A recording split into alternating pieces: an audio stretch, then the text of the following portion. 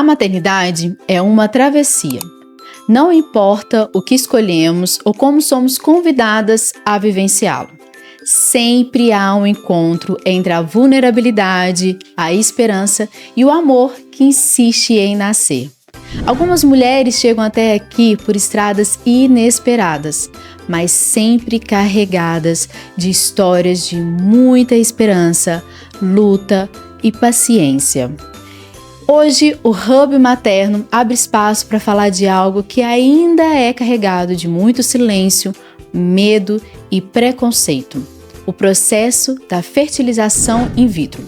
E não tão somente pelos dados técnicos, mas também pelas experiências reais sentidas na pele e na alma. No Brasil, estima-se que mais de 8 milhões de pessoas vivenciam com a infertilidade. 1 em cada 6 casais enfrenta dificuldade de engravidar. E ainda assim, é um tema que gera muitas dúvidas, inseguranças e julgamentos. Mas nós estamos aqui para quebrar todas as barreiras e lembrar que todo o processo para gerar vida é muito sagrado. E nós temos uma convidada que vai vir trazer de um olhar muito específico não só os conhecimentos científicos, mas também a coragem de viver e compartilhar a sua história. Maternidade in vitro, um podcast da Hub Materno, um lugar de conversa íntima, real e provocadora entre mulheres que vivem intensamente a maternidade, mas recusam a esquecer de si. Aqui a gente chora, sente, ri e reajusta. Sou Carolina Bezerra, terapeuta, mãe de 2 e idealizadora da Hub. Já se inscreve e viva o seu reajuste. Falar da nossa convidada de hoje é muito incrível, porque além dela ser ginecologista, obstetra, especialista em reprodução humana, ela é formada e mestre em saúde da mulher pela UFMG. Ela construiu uma jornada da sua carreira para acompanhar todas as fases da mulher. E não somente isso, mas focada para ajudar a reconstruir os seus sonhos e a recuperar a esperança. E ela não está aqui só para falar do seu lado médica, mas também como mulher e mãe que está à espera da sua primeira filha, a Ruth. Então, acompanhe hoje o nosso podcast, que está muito especial, porque a nossa convidada, ela vai trazer que atrás de um jaleco existe sempre uma história viva, pulsante, intensa. Com vocês, Rayana Campos. Rayana, seja muito bem-vinda, você e a Ruth. Estou muito Obrigada, feliz, viu? Carol. Eu fiquei até emocionada. A gente fica, né? Obrigada pelo convite. Estou muito feliz de estar aqui, de participar, né, desse projeto tão legal e que eu acho que é o que a gente estava conversando, né, antes, que eu acho que vai abrir a cabeça, né, de muitas mulheres e a nossa mesmo, né, assim, abrir nossa mente para a gente vivenciar a maternidade de uma forma mais intensa e ao mesmo tempo mais leve, né? Exatamente, é o que a gente precisa. E acredito que informação é tudo, né, Rayana? Com certeza. E quem é Rayana, além do jaleco, além, né, dos plantões, como médica? Bom, eu sou uma mulher de 38 anos, né? Acho que eu sempre tive vontade de ser mãe, mas eu falo muito assim, que não, acho que nunca foi meu único objetivo, assim, que eu acho que entra muito nisso de, assim, nós queremos viver a maternidade, vivenciar tudo isso, mas sem esquecer da gente, né? Sou casada com o Thiago, e agora eu tô à espera da Ruth, né? Tô aqui entrando no 7º mês. Ai, nessa preparação toda, nessa mudança louca aí que é a gravidez. Mas eu tô achando muito legal passar por tudo isso, sabe? Desde o processo, né, do início, que eu tive que fazer também uma fertilização in vitro, e passar pela gestação, pelas mudanças, porque é muito diferente a gente saber a teoria da médica e viver realmente, né? Assim, é muito legal, assim, eu acho que eu saí da fertilização e eu acho que eu vou sair da gravidez e pra vida mesmo, né? Uma médica diferente, tendo vivido todo o processo, assim. E como é que foi esse processo? Como é que ele chegou para você? Bom, eu acho que eu preciso contar um pouquinho da minha história, né? Sim, Assim, conta pra gente. quando eu conheci o meu marido, na verdade, a gente já sabia que talvez a gente precisaria de uma fertilização, né? Quando eu conheci o Thiago, ele tinha acabado de ter um diagnóstico de linfoma. Ele é primo de uma grande amiga que também é ginecologista, e na época ela me ligou, falou assim: olha, meu primo foi diagnosticado com câncer, vai começar a quimioterapia, e eu queria que ele congelasse o sêmen. Como é que faz e tudo, então aí a gente orientou que a gente faz esse processo lá na clínica. A preservação da fertilidade masculina ainda não é muito falada, né? Então ele foi muito por causa dessa amiga mesmo, né? Que indicou. E aí eu conheci ele assim. Ele trabalhando. Ele foi lá para congelar o sêmen, a gente se conheceu. Então, assim, né, depois de um tempo a gente começou a namorar e tudo, mas eu sempre soube que tinha, ele congelou o sêmen, mas eu sempre soube que tinha essa chance de fazer uma fertilização. E pra mim sempre foi muito tranquilo, assim, talvez até por já trabalhar com isso, né,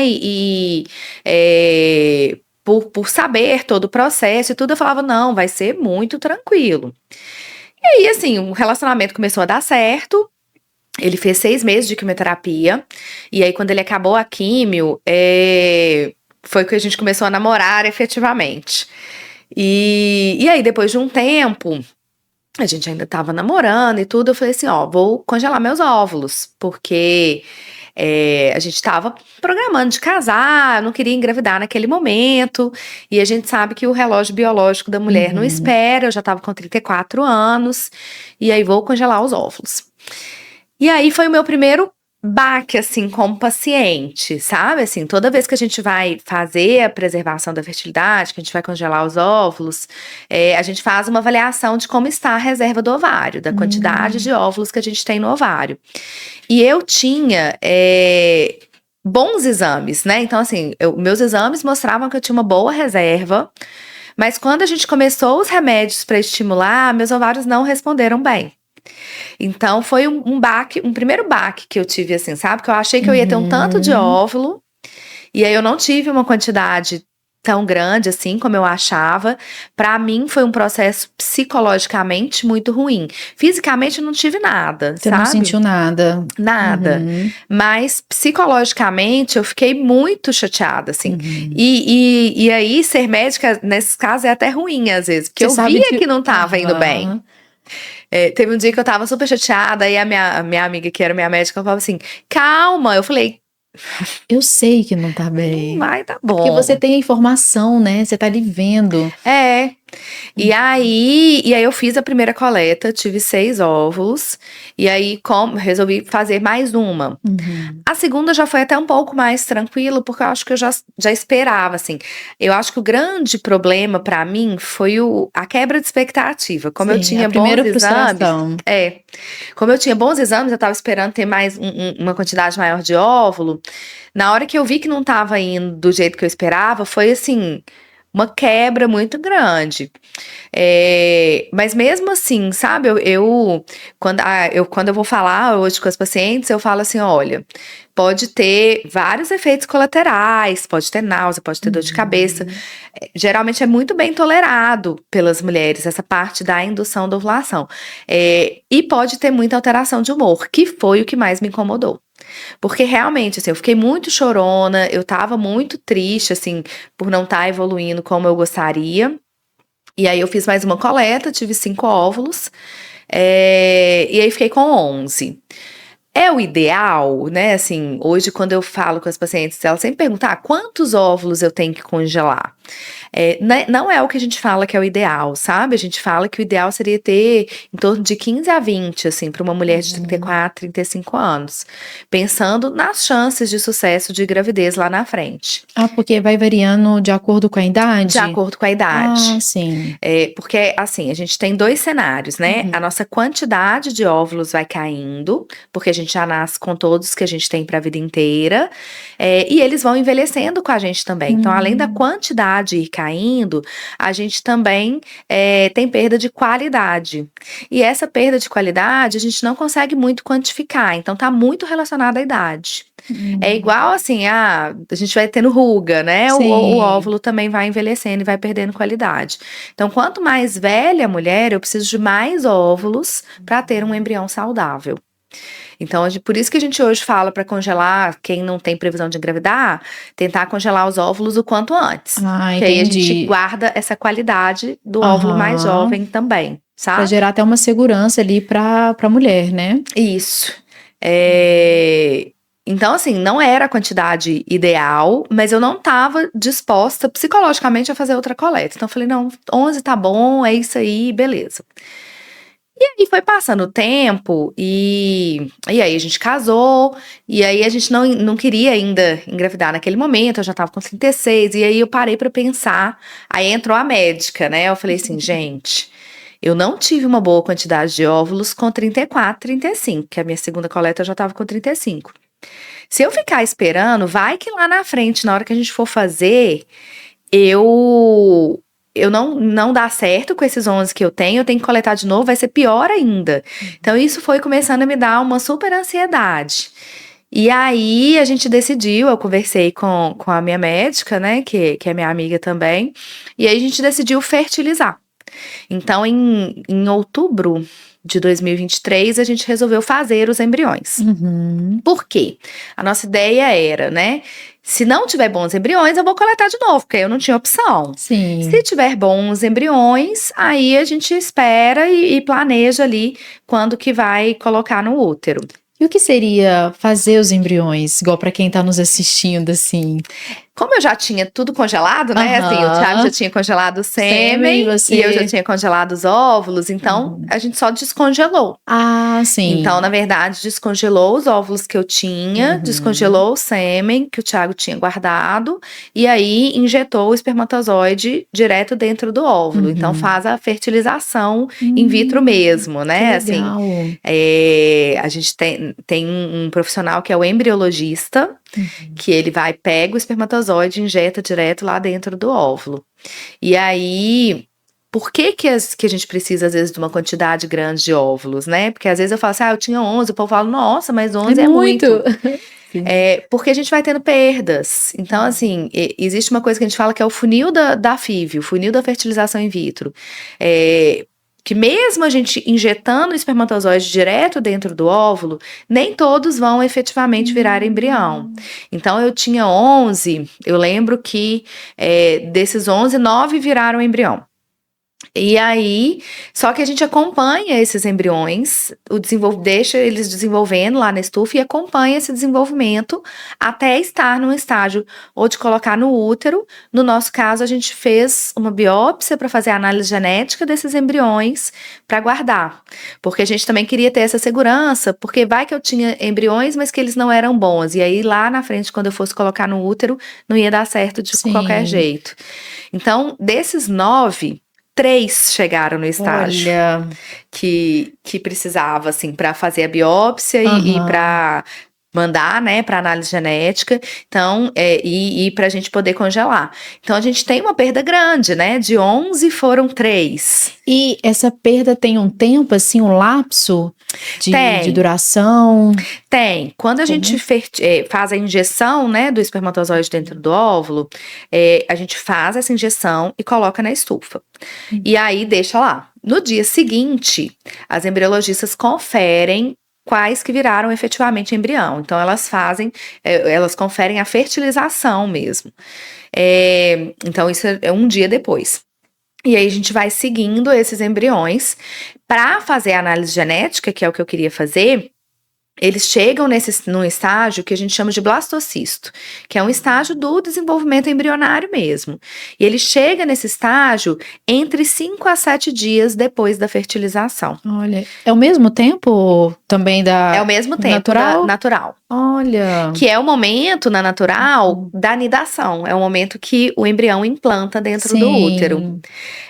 Então, no 5º dia, as embriologistas olham, veem se já tem algum blastocisto. Uhum. No meu caso, a Ruth era um embrião de 5º dia, eu tive 1 em 5º dia e 2 em 6º dia. E aí, depois, não teve mais nenhum que desenvolveu. E aí tem essas duas opções, quando ele chega nesse estágio. A gente pode já colocar no útero, fazer o que a gente chama de transferência embrionária, ou a gente pode, né, fazer a biópsia para fazer a análise genética, ou congelar, assim, às vezes a gente precisa também avaliar como está o útero. Às vezes o útero não está muito bonito, aí a gente fala, não, vamos congelar os embriões, a gente precisa também preparar o útero para receber esse embrião. Então não é só ter o embrião, eu preciso sincronizar tudo ali. Olha. Então é bem legal, assim, É um sou suspeita, né, pra Ah! falar. Eu tô aqui, assim, admirada, porque realmente é um processo integrativo, Sim. né? Que exige um planejamento, que exige uma entrega de todo mundo que tá ali, né? Dando aquele suporte, não só do casal, da mulher, mas de todo mundo que tá fazendo parte. E é um processo que traz muita ansiedade. Então, assim, essa fase, como eu já tinha óvulo e espermatozoide congelado, né, fisicamente eu não tive nada, porque foi só descongelar os óvulos e os espermatozoides. Mas dá uma ansiedade gigante, porque assim, você não tem o que fazer. Já colocou o espermatozoide lá dentro do óvulo, agora é esperar, entendeu? Vai virar embrião se for pra virar. Sim. Então, assim, realmente é um período que dá muita ansiedade. E essa ansiedade dura quanto tempo, assim? Até saber, né? Até esses 5, 6 dias, né? Pra ver se. A primeira ansiedade será que vai ter embrião? E aí teve, aí já é um primeiro alívio, assim. E aí depois a gente fez a biópsia para fazer a análise genética. O resultado da análise genética demora 7 dias úteis para sair.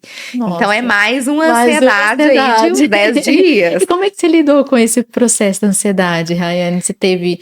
Olha, eu sou uma pessoa naturalmente ansiosa. Eu faço terapia e então, assim, acho que a Bruna, minha psicóloga, ela teve um papel super importante nisso, assim. E eu me preparei, assim, pra isso, né? Eu sabia que ia ter esse tempo e que se não tivesse, óbvio que ia ser um baque, que eu ia ficar super triste, mas né, assim, eu tinha possibilidades ainda, eu ia coletar mais óvulo, tinha mais sêmen do Thiago congelado, ainda tem. Então, assim, a gente tinha possibilidades. Então, eu acho que é isso, assim, é não trabalhar com, assim, não é tudo ou nada, entendeu? Não significa que tá tudo perdido. Então, você acredita que a mulher, quando ela for passar por esse processo, né, o casal, eles precisam desse suporte antes de iniciar? Acho que esse sim. Suporte psicológico para poder trabalhar até as expectativas, a ansiedade, as frustrações. Sim. Não só profissionalmente, às vezes não é todo mundo que vai precisar profissionalmente, né? Assim, mas a gente que trabalha com reprodução humana, assim, as clínicas e tudo, a gente tem que estar muito preparado para isso, assim. Eu acho que o primeiro passo é o casal estar muito bem orientado. Então, uma consulta, por exemplo, de reprodução humana não é uma consulta que eu consigo fazer em 10, 15 minutos. É uma consulta de 1 hora, porque eu tenho que explicar todas essas variáveis, dessa perda que eu te contei, né, do funil que vai diminuindo, o que pode, o que não pode acontecer. A gente fala que a gente pode ter falha do processo em todas as fases, então... Eu tenho pacientes que às vezes têm uma reserva do ovário muito baixa e que na hora que a gente vai coletar não tem óvulo. Então, aí tem que começar de novo. Às vezes tem óvulo, mas não fertiliza, não virou embrião. Então, eu posso ter falhas aí em todas as fases. E às vezes eu tenho um bom embrião, faço a biópsia, se for para fazer análise genética, a gente não faz em todos, e não tem embrião geneticamente normal, ou às vezes tem, e esse embriãozinho não implanta depois no útero. Olha. Porque ainda tem a questão, assim, que depois a gente coloca o embrião dentro do útero, mas ele precisa grudar lá. Eu brinco muito isso com os pacientes, que eu queria ter uma cola de embrião, que eu não tenho. Ninguém tem. Fica aí. Quem inventar essa cola vai ficar milionário, porque é uma parte do tratamento que é muito difícil da gente estudar. Porque eu não posso mexer ali na hora que tá para o embrião implantar, senão eu vou atrapalhar. Então, eu brinco que assim, a cola de embrião, nós ainda vamos descobrir a cola de embrião. Mas é um outro processo, assim, Uhum. que dá muita ansiedade também. Então, você tem que estar muito preparado para isso, assim. Sim. E eu falo assim, pode ser profissionalmente, né? Mas ter uma boa rede de apoio também, sabe? Assim, do seu parceiro, parceira. E até, assim, de às vezes dividir, porque é muito o que você falou na introdução do podcast. Ainda tem muitos tabus, muito preconceito, muita gente que não quer contar pra ninguém, que tá passando por isso. E eu entendo as pessoas que não querem contar, porque a gente ouve muito palpite de tudo quanto é lado, na gravidez Influencia. também, né? Aham, sim. Eu acho que influencia ainda mais no processo, Muito, né? muito. Mas ao mesmo tempo, assim, não é sair anunciando para todo mundo. Tanto que eu Uhum. só contei no Instagram, contei para as pacientes e tudo, depois que eu fiz. Né, assim, eu contei depois do processo. Mas é assim, às vezes você ter. A Bruna, minha psicóloga, ela fala muito isso. Sua rede ali segura, seu ponto de apoio, né? Assim. Uhum. Então, às vezes, vai ser uma irmã, uma amiga, né? Assim, o marido, óbvio, mas assim, alguém que você pode compartilhar Quem também. você confia Quem mesmo, que você que você confia. sabe que não vai te julgar ou vai Exato. colocar a sua própria narrativa ali no seu processo, Exatamente. né? Então, é muito importante, assim, você Uhum. estar preparada. Você sabe que a maior é um processo caro, né? Uhum. Assim, ainda, então ainda tem um custo financeiro, mas a maior causa de abandono de tratamento não é financeira, é Ah, psicológica. é? Olha. Tem estudos que avaliam isso, sabe? Assim, qual Uhum. a causa para paciente largar o tratamento. E a maior causa é psicológica. Você acredita que ela acha que não vai conseguir, não vai dar Muito. conta? Talvez isso, assim. E assim, às vezes tem pacientes que, assim, eu falo que Deus foi muito bom comigo, porque deu certo na primeira, né? Assim, Uhum. foi a primeira transferência que a gente fez e tudo. Mas tem pacientes que não. Então, eu tenho pacientes que fazem 5, 6 vezes até dar certo. E acaba sendo um processo muito desgastante, né? Assim, Uhum. do ponto de vista psicológico também. Porque até essas tentativas consecutivas, elas precisam de um intervalo entre elas? Não Não. necessariamente. A gente precisa, às vezes, esperar menstruar, esperar o Uhum. ciclo seguinte. Mas algumas pacientes a gente fala para esperar, nem é biológico, não, é para se recuperar Olha, psicologicamente. que interessante. E como é que foi esse processo, então, quando você fez e deu certo? Então, aí teve, assim, a gente fez a análise genética, né? A Uhum. gente não queria ainda transferir os embriões, a gente ia congelar. E aí, nessa análise genética, a gente também tem perda. Em geral, eu tinha 3 embriões. Em geral, cerca de 50% deles que vão ser geneticamente normais. E aí, os meus. Todos eram viáveis geneticamente, todos eram geneticamente normais. Então já foi um alívio, assim, foi fora da curva pro lado bom, né? Uhum. E aí a gente ficou um pouco mais tranquilo, aí decidi não coletar de novo, porque ter 3, né, ali uma quantidade boa, sabendo que eles tinham que eles eram geneticamente normais. Mas chegou uma hora, meu marido adora contar isso pros outros, tá? Que eu tive um surto. Ele adora falar. Enlouqueceu. A menina veio do chilique, porque foi mesmo. Ah. É... Mas na verdade, assim, eu acho que como eu convivo muito com pacientes que têm infertilidade e que eu sei que a idade ela é um fator importante, mesmo que a gente já tivesse os óvulos, os embriões congelados, foi me dando uma ansiedade muito grande, assim, né? Eu já ia fazer 37 anos e aí foi me dando uma ansiedade grande. E acabou que teve uma outra coisa que eu acho que também me despertou mais ainda esse desejo, né? Que a gente nunca achou que eu ia conseguir engravidar espontaneamente, porque a gente fez a avaliação dos espermatozoides do Thiago pós, e eles estavam muito ruins, e aí eu engravidei. Eu engravidei Olha! espontaneamente em março do ano passado, março de Uhum. 2024. Mas foi uma gravidez que não evoluiu. Sim. Foi uma gestação que a gente chama de bioquímica. Na verdade, nem cheguei a ver no Uhum. ultrassom. Teve um beta que deu positivo, mas que uma semana depois caiu. Eu tava com mais ou menos 5 semanas. E foi muito doloroso pra mim. Então, assim, mais uma vez passar por esse processo como mulher Sim, me uma mudou um pouco perda. como médica. E como é que te mudou? O que que você acha que mudou mais Eu ainda em acho, você? não que eu não tivesse uma empatia, não que eu não entendesse que era uma coisa muito ruim, assim, mas eu acho que a gente tem uma mania, assim, e não, que não é ruim, assim, de tentar amenizar a dor, né? E principalmente quando é uma perda muito precoce. Acho que a gente valoriza muito perdas mais tardias, né? Sim. Igual a gente viu recentemente de algumas atrizes, de algumas pessoas que perderam com 37, 30, né, 34, 37, 38 semanas. Mas a perda precoce também é uma perda. Eu É falo um que assim. luto, né? É, e assim, hoje eu falo isso muito com as pacientes, sabe? Assim, é claro que eu tento mostrar o lado médico, então, para as pacientes que a gente está fazendo um tratamento de infertilidade, ter tido essa gestação bioquímica é um ótimo sinal, porque a gente vê que é um embrião que ele quase foi. Uhum. É o corpo Então, ali dizendo alguma coisa que tá funcionando, né? Que tá. exato.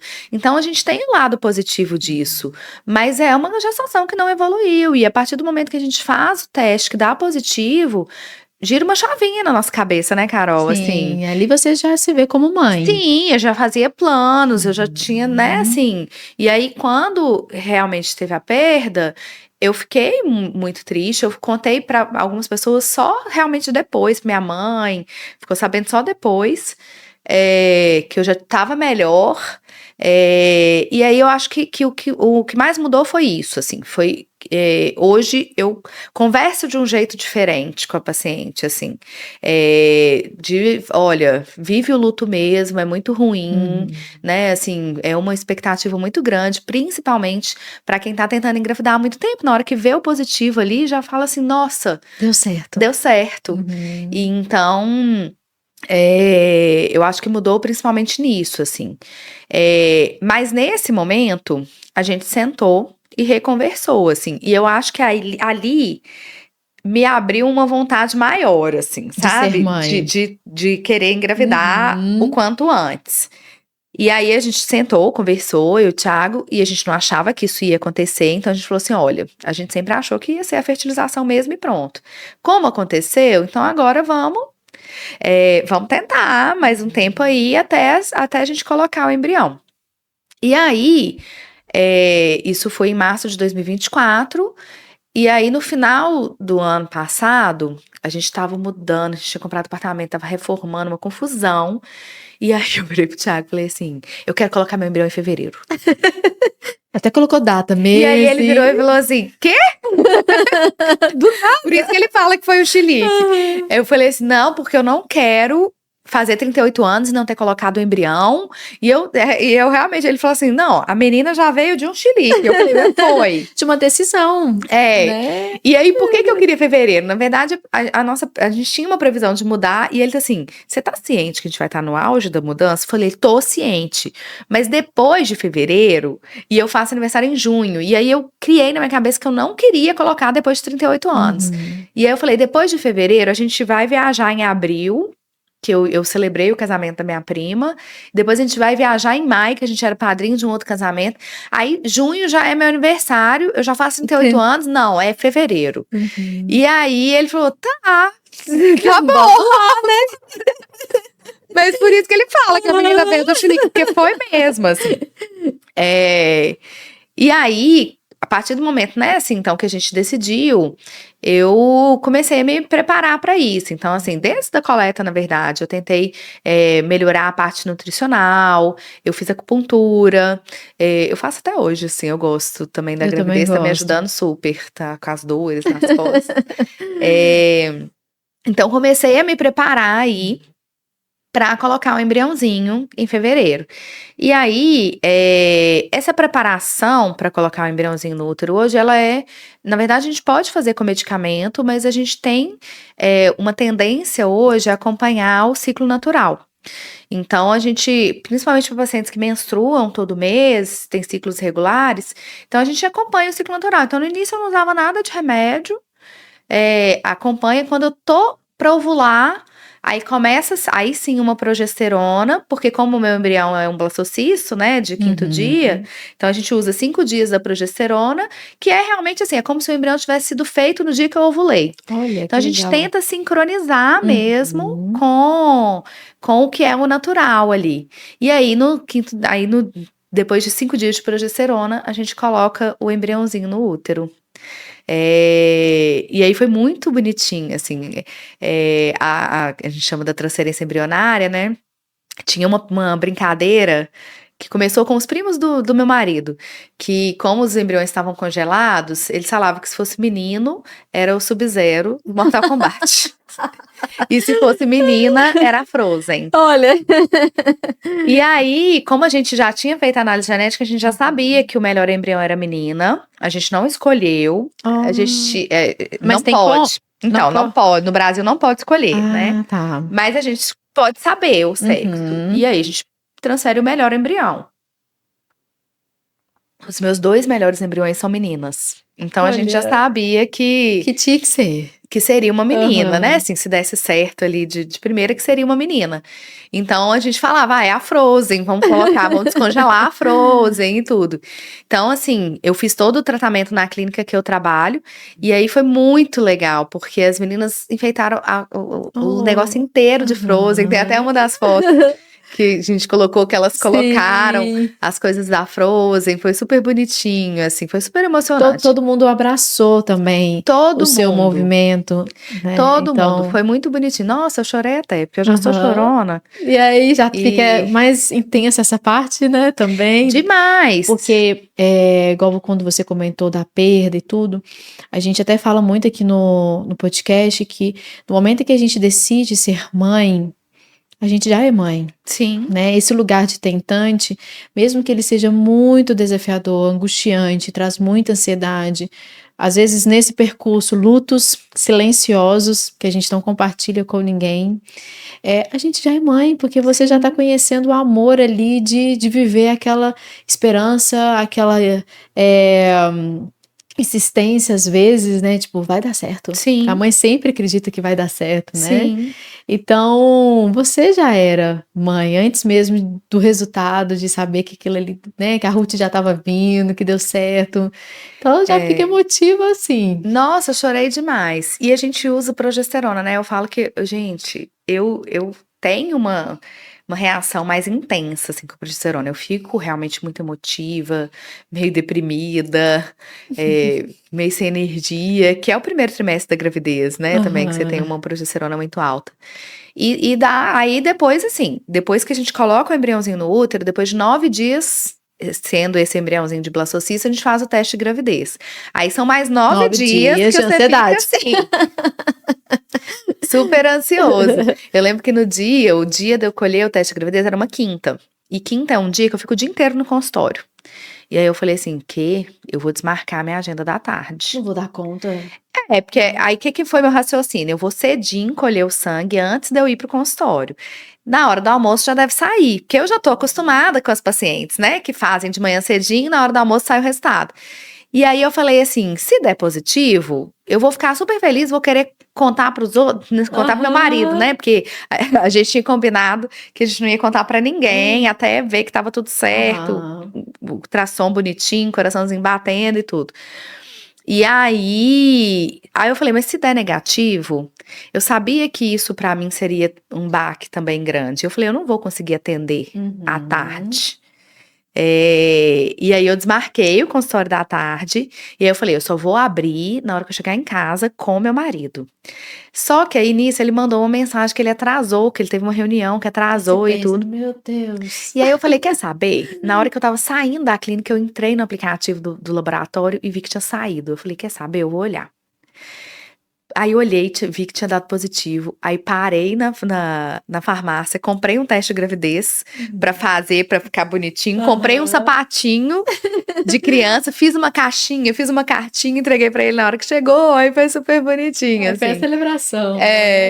Mas e foi ótimo eu ter cancelado a agenda, porque depois eu falei assim, até poderia ter atendido, né? Mas assim, eu acho que essa preparação de você ver também o que vai ser importante pra você, assim, Já né? é a mudança que você falou também. Porque a maternidade já te trouxe isso, esse olhar Sim, do que é importante para mim. Não que trabalhar não é importante, não é exato, prioridade, mas eu sou agora a prioridade desse momento, né? E eu exatamente. preciso estar bem, eu preciso estar também ali consciente para poder entregar. Porque Sim, às vezes você até a questão a gente vê muito, Rayane, a questão da felicidade, né, às vezes a mulher, a mãe, quando ela descobre uma gestação, ela fica um pouco receosa de compartilhar, às vezes tem uma amiga tentante, ou tem uma amiga que está passando ali pelo luto, né, ela fica com medo de compartilhar, obviamente por uma empatia, né, existe esse lugar, mas por conta até mesmo, tipo, será que eu mereço e a outra pessoa não? sim. Né, e como você lida com isso todos os dias no consultório, com as possibilidades, então às vezes até inconscientemente você pensou: "Opa, vou me privar desse lugar, porque eu É, quero deu certo? Eu quero vibrar. Não deu? Eu sim, quero chorar com também". certeza. Entregar, né. E eu acho que aí depois de um tempo, né, assim, teve uma hora que eu estava doida pra contar já. E aí eu falei com o Uhum, Thiago, falei assim: "Eu quero contar", e o medo dele era ter outra perda, sabe. uhum. E ele falou assim: "Ah, você que vai ficar mal e tal". Eu falei: "Thiago, eu quero contar", que é um pouco daquilo que a gente falou da rede de apoio, né, do nosso apego Uhum. seguro, assim. Eu quero contar pra minha irmã, pra minha mãe, para as pessoas que vão ser minha rede de apoio se acontecer alguma coisa. Né, eu falei com ele, falei: "Eu não quero ainda pôr no jornal, pôr no Instagram e tal, eu quero Sim. contar para essas pessoas mais próximas". Uhum. Aí ele falou: "Não, tudo bem, para mim não tem problema, o meu medo era só você", porque ele viu como eu fiquei na perda, né, Aham. então ele Quis falou te assim: "Meu medo é você proteger. sofrer". Uhum. Mas graças a Deus deu tudo Deu tudo certo. Tá certo. aí essa mocinha. Ai, vai bem linda demais, essa princesinha. E até mesmo essa questão que você falou, porque às vezes a gente também utiliza muito da rede de apoio na maternidade como sinônimo de só ajudar a gente nos momentos desafiadores da maternidade. Mas na verdade não, é também eles são pertencentes da nossa alegria, das nossas Sim, loucuras, né, das oscilações de humores. Então a lógico. gente tem que incluir eles nesse processo também, Sim, com né. E certeza. as É outras pessoas vão importante. saber no tempo certo que a mulher se sentir segura, Sim, com não é? certeza. E quais são os principais mitos, assim, Raiane, que você vê sobre a fertilização in vitro? Olha, tem vários, né, assim, Uhum. mas tem muita gente que na verdade, um grande mito, não falo nem que é mito, assim, mas é um grande dilema, é muito a questão da religiosidade. Hum. Porque, né, assim, principalmente se a gente tiver mais embriões, "Ai, o que que eu vou fazer com esses outros embriões?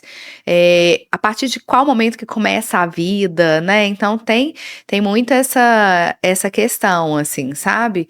Então tem pacientes que têm uma restrição grande à questão da fertilização, por causa da religião, às vezes é uma religião que Não não permite. apoia, Uhum. né, e tudo, então a gente tem hoje essa questão da religião que é um limitador. Uhum. A gente tem mitos, né, assim, de que a fertilização, eu já vi isso, viu, Carol, escrito, que os bebês de fertilização são piores, Olha. né, assim, claro que existem riscos do tratamento, né, então, assim, por exemplo, a gente tem riscos associados, então a fertilização in vitro, ela aumenta risco de pré-eclâmpsia, de diabetes gestacional, de parto prematuro, de baixo peso ao nascer. Aumentam, assim, em porcentagem pequena, mas aumenta também risco de malformações, mas é bem, eu sempre falo isso com os pacientes, é bem baixa, assim, a chance de você, Carol, engravidou espontâneo, ter um bebê com uma malformação é em torno de 2 a 3%, na fertilização é 4 a 5%. Então é Uhum. uma chance ainda muito baixa, mas são coisas que às vezes as pacientes perguntam que não dá pra gente falar que não, Aham, você tem que passar né, essa a informação. gente tem que passar essa informação. Uhum. Existe um mito grande ainda em relação ao custo, as pessoas ainda acham que já teve um custo realmente muito alto, hoje tem reduzido, as técnicas estão melhorando também, então assim, Uhum. eh, tem paciente que chega no consultório e fala assim: "Ah, mas é porque eu acho que eu não vou ter condição", e quando vê o orçamento fala: "Não, vou Uhum. Eles ter", estavam numa sabe. expectativa tão grande, né, do Exatamente, de valor. que ia gastar, assim, Uhum. muito mais do que é o realmente o que é hoje. Mas eu acho que, assim, é muito medo, assim, sabe? O medo do desconhecido. Acho que a maioria das pacientes, quando a gente explica como é todo o processo, e eu tenho canetinha colorida, eu desenho e Faz um tudo, mapa faço mental. tudo, elas se tornam mais abertas, assim, sabe? E às vezes, tem pacientes que precisam passar por todas as fases. Então, a gente tem tratamentos de mais baixa complexidade, que a inseminação intrauterina, às vezes a orientação de coito, que a gente só estimula e vai fazendo ultrassom, e aí fala para a paciente ter relação no momento que está ovulando. Claro que não se aplica a todo mundo, mas tem pacientes que isso se aplica e que elas falam: não, eu quero passar por todo o caminho antes de chegar na fertilização. Que eu acho que também faz parte desse processo de Uhum. preparação, sabe? Sim, sim. Então, até a questão, por exemplo, que a gente viu muito aqui também na Hub, a parte de congelar os óvulos. O Sim, quanto que ainda é um lugar no qual as mulheres não querem expor, não querem falar. E isso me gera uma dúvida, o porquê, assim, né? Por que que você acredita que às vezes existe esse lugar de um silêncio? eu acho que traz uma sensação, isso eu falo pensando em amigas minhas mesmo, assim, Uhum. sabe? De derrota, assim. De falência como mulher, assim, sabe? Hum. Eu tenho uma amiga que ela fala isso, ela falou assim: eu tinha um planejamento na minha cabeça que com 35 anos eu ia estar casada, já ia Já tem estar minha minha família. família procurando, né, assim, tendo Uhum. filho e tudo. E aí eu chego aqui, nesse lugar, sem um parceiro, né, assim, sem uma previsão disso, isso é às vezes muito frustrante, né? Uhum. Mas eu acho até que isso tá mudando, sabe? Assim, eu acho que as mulheres têm falado mais, Sim, e tem que existir hoje. esse lugar também. Eu até acho que para inspirar outras mulheres, por Sim. questão do planejamento familiar estar sendo um pouco mais tardio do que a gente viu antigamente. Então, que bom a gente unir a ciência, Sim, e o perfil da né? mulher mudou muito, né? Então, Uhum. hoje a mulher ela tem vários outros anseios, ela quer fazer várias outras coisas antes de engravidar. Uhum. Às vezes realmente não achou um parceiro ideal ainda, mas às vezes nem é isso, às vezes é porque ela quer se colocar melhor dentro do mercado de trabalho, né, melhorar financeiramente. Às vezes tem outras conquistas que a mulher quer ter antes de engravidar. Uhum. E aí eu acho que esse lugar da gente às vezes falar sobre isso, de trazer informação, ele é muito importante. Por isso que eu realmente eu fiz um relato de como foi meu congelamento e Uhum. tudo, muito para isso também, para estimular as mulheres, Para né? inspirar, falar, olha, ela trabalha com isso, ela é especialista e ela vivenciou. Então você tem o seu lugar mesmo de fala, com Sim, muita propriedade para poder falar tanto da sua vivência, né? A gente até coloquei isso aqui para você, essa coragem, porque eu vi uma coragem mesmo de falar abertamente de todo o processo e para inspirar outras sim. mulheres das possibilidades que estão aí para a gente usar. É, mas o meu grande objetivo contando isso tudo é isso, sabe? Assim, Uhum. eu tenho algumas amigas que elas falam assim: Rai, não fica expondo tanto assim, né? Né? Tenta falar menos e tal.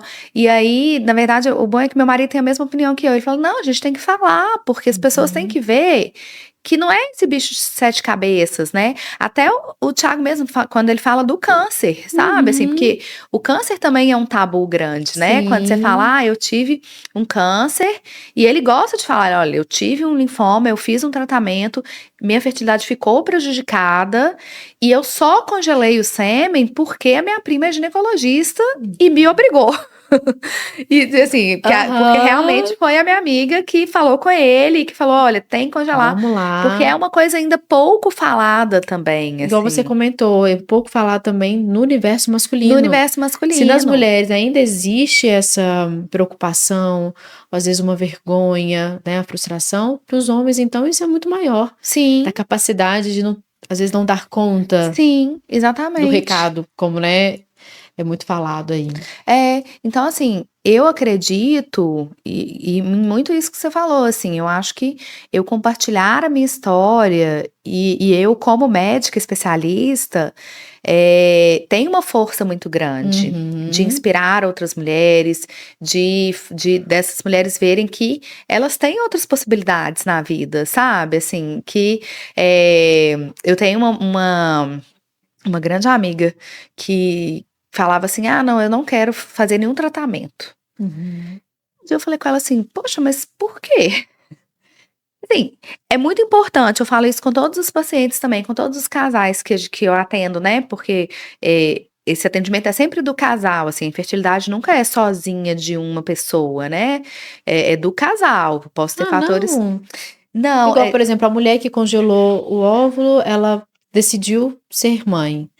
E ela ainda continua solteira. Ela pode fazer uma produção independente. Tá. Então mas reprodução independente. É diferente. É diferente. Mas se é, por exemplo, assim, um casal que tá tentando engravidar e não tá conseguindo, porque historicamente a gente tem que essa infertilidade, ela recai a culpa, digamos assim, sobre a mulher, né?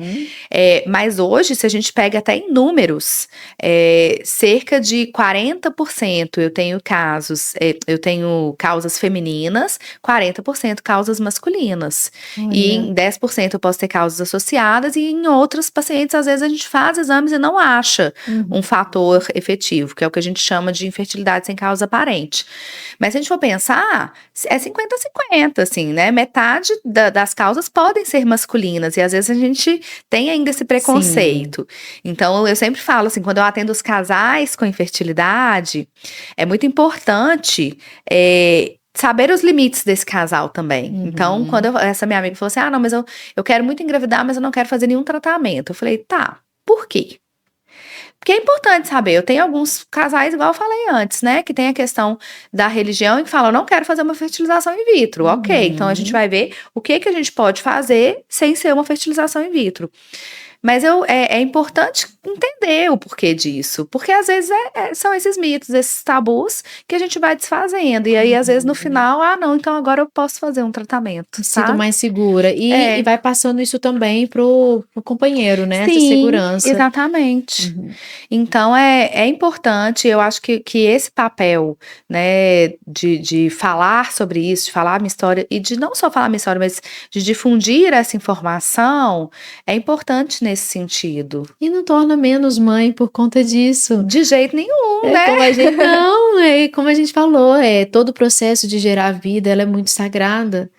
É um milagre, né? Porque é você reconstruindo uma possibilidade ali de um amor intenso e profundo.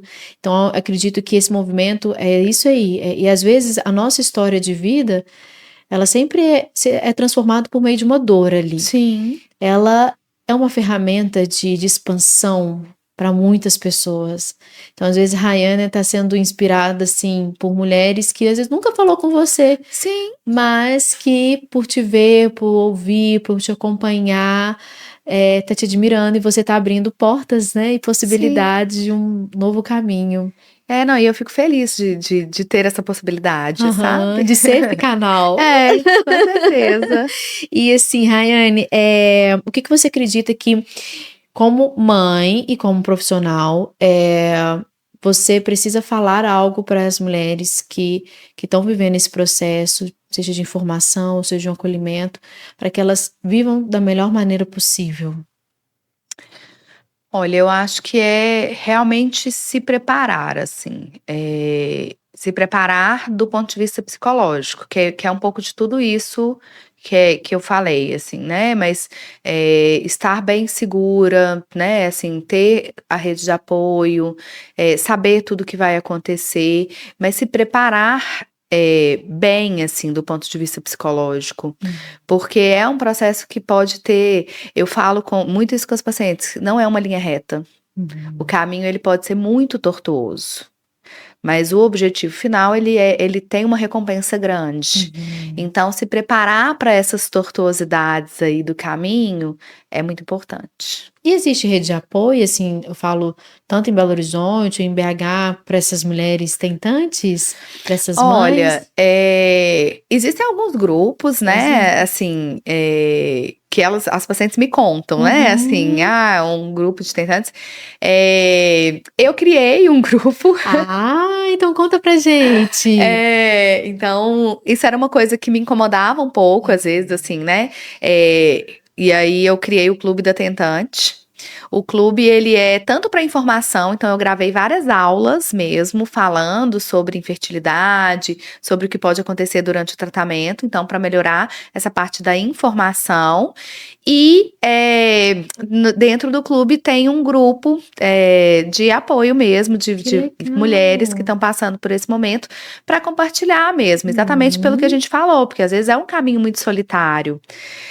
E às vezes é solitário, mesmo para mulher que tem uma rede de apoio legal. Isso. Porque às vezes a pessoa que não tá vivendo aquilo não entende a dimensão. Não né? sabe, às vezes não sabe nem posicionar, o que falar, aconselhar. Exato. Né? E como é que faz para poder participar, caso a mulher queira? Então, como é um curso também, né? Ele tá online à venda, ele é via Hotmart, mas tem os links todos no meu Instagram, se você quiser eu te mando depois, pra divulgar também, isso, Carol. Quero. E a ideia é essa, é ser um grupo, uma rede de apoio, sabe? Sim, quando você escuta uma narrativa de uma outra mulher, você fala assim, nossa, eu não tô passando isso sozinha. Sim. Porque às vezes você acredita que só tá acontecendo com você, ou dentro da sua casa. E às vezes pela mulher já ter essa facilidade maior de verbalizar os seus sentimentos, os acontecimentos, mais do que o homem, isso facilita até no processo da casa, do lar, né? Ali do casal e tudo. Então, acho que isso traz muita informação e traz muita segurança, essa rede de apoio. E aquilo que você falou, encontrar a sua tribo. Sim. Né? Para cada processo existe uma tribo. Tem a tribo do luto, tem a tribo das tentantes, tem as que, né? Estão aí na primeira viagem, mamãe de primeira viagem, segunda. Exatamente. Então, muito legal esse processo aí. Vamos compartilhar, tá? Eu gostaria de fazer uma última pergunta para você, que é o seguinte: qual que foi a virada de chave mesmo, assim, que você percebeu que você estava pronta para ser mãe? Mesmo que o processo que você teria passar exigiria um planejamento, uma organização, uma preparação, tanto psicológica, né, física. Mas qual que foi o momento, assim, você lembra da cena, do contexto que virou a chavinha e falou assim, tô pronta para ser mãe? Eu acho que foi a minha gravidez que não evoluiu. Gravidez? Eu acho que, na verdade, eu acho que super preparada eu nunca achei que eu tivesse, assim, porque é muita mudança, né, Carol? Mas eu acho que depois que eu tive a perda, eu falei assim, não, eu quero mesmo. Assim, eu agora eu quero mesmo. Então, e aí ainda demorou um tempo para colocar o embrião, porque na verdade a gente criou uma nova possibilidade, que seria de uma gravidez espontânea, né? Você E que deixou acabou não acontecer. acontecendo. Mas nessa hora eu falei assim, não, realmente, eu acho que agora eu quero mesmo. Agora sou mãe, tô pronta. Pode vir que tô aqui pronta para amar intensamente. E às vezes é isso, às vezes a gente fica esperando o momento certo, né, Rayane, para ser mãe. Quando eu passar ali, às vezes, no concurso, ou quando eu melhorar isso aqui profissionalmente, ou quando fazer a mudança, e a gente sempre vai colocando condições externas, e quando a gente vê um processo interno, só de acontecer já vira a chavinha. Exatamente. Né? Que legal. Mas eu acho que foi isso, assim. Que legal. E você percebe que existe essa virada de chave também para as mulheres, mães que vão no consultório? Existe. Mas tem algumas que não, assim, tem algumas que falam assim, eu ainda não acho que eu tô pronta não, mas tem que ser, porque eu tô ficando velha.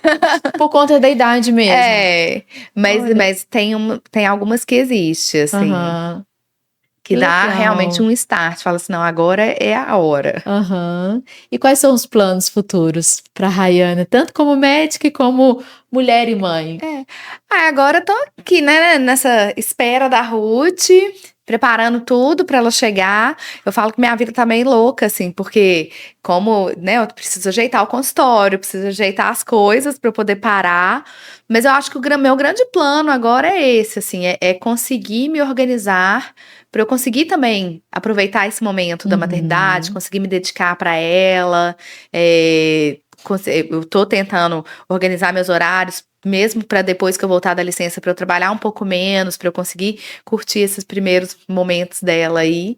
Acho que são os maiores planos agora. Ai, que delícia. Focar nela, na chegada Sim. dela, né? E é esse últimos meses, assim, convida a gente a olhar com mais carinho esse processo. E a gente vai desconectando do externo, né? Com certeza.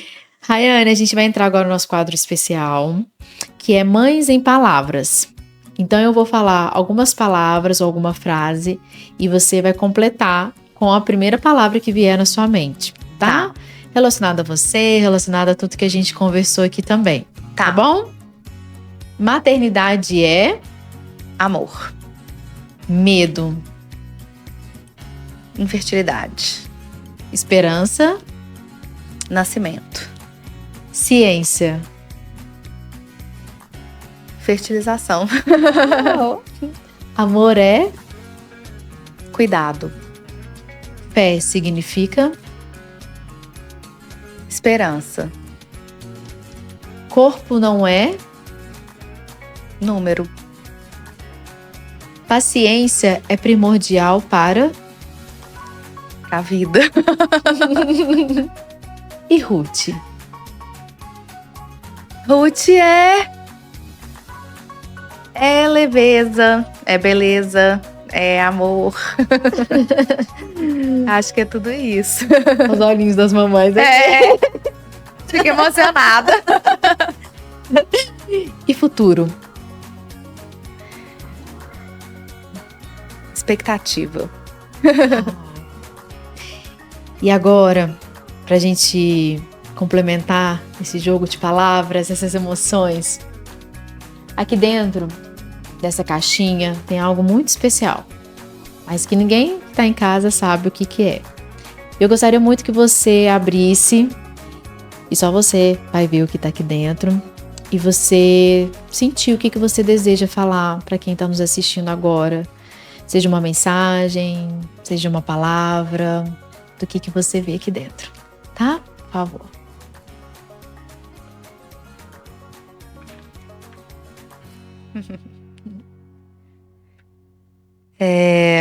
Bom, né, tem que pensar.